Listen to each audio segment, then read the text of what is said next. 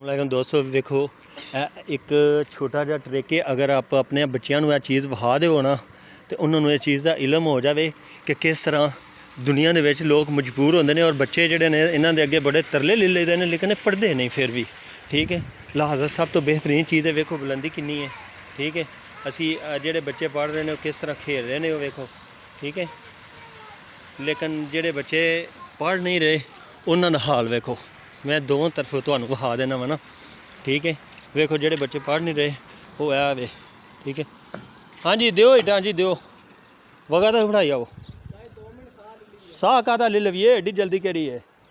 वो पता की कह रहे हैं 2 मिनट तो बाद जाता है हफ के। ठीक है, हालांकि ये वालद ने बहुत कोशिश की है कि भाई इनू कुछ ना कुछ बन जाए, पढ़ाई करे या कुछ ऐसा करे, लेकिन ये नहीं सी पढ़ता। ठीक है, उन्होंने की किया वे कि उन्हें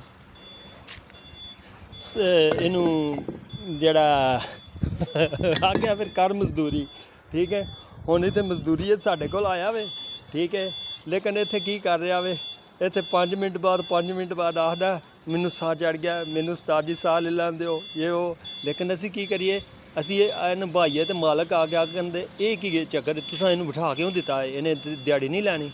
तो इस वास्ते वे कि सारे बच्चों बहुत वीडियो उन्होंने पता लगे कि बच्चों के शौक जोड़े होंगे ने। वेखो एक बच्चा पढ़िया लिखा, मैं वो भी तुहानूं विखाना वा। वेखो मेरे सामने में ना। ठीक है, शायद मेरा कैमरा जूम करके विखा सके।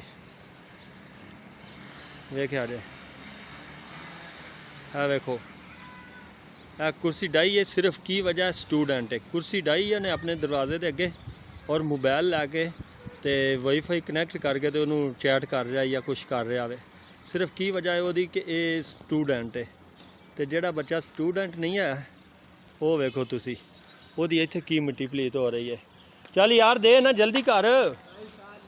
वो भाई साह ले लीए वो उतों आ जाते तो वो आखते कि ये बंदे नूं बिठा छड़े आ तो फिर ये पुत्र तू करना ही करना। और सुबह से लैके मुसलसल इस तरह काम कर रहे हैं असी। ठीक है, वो बंदा फिर भी आया सी तो आख रहा सी यार छोटा जिहा बच्चा तू लैंदा वे, ये वजह नाल सानू ना यानी वो परेशानी है कि असी चाहते हैं कि जल्दी तो जल्दी काम करे। ठीक है, ताकि वो किसी नूं ये ना हो कि भाई ये बच्चा फारग बैठा या समझते हो। तो इंज तो लिहाजा सारे बच्चों नाल धियां पुत्रां दे नाल ये मेरी रिक्वेस्ट है कि खुदारा स्कूल जाया करो और स्कूल तो जब छुट्टी हो जाए आके घर अपना होमवर्क बेहतरीन तरीके दे नाल कीता बजाय कि टाइम वेस्ट करन नालों। वेखो टाइम वेस्ट जिन्हें किया है वह हाल की है। जो तुसां अज दे टाइम वेस्ट करना है वो कल तुसां भुगतना वे। ठीक है, इस दुआ दे नाल अल्लाह तुहानूं सब नूं कामयाब करे।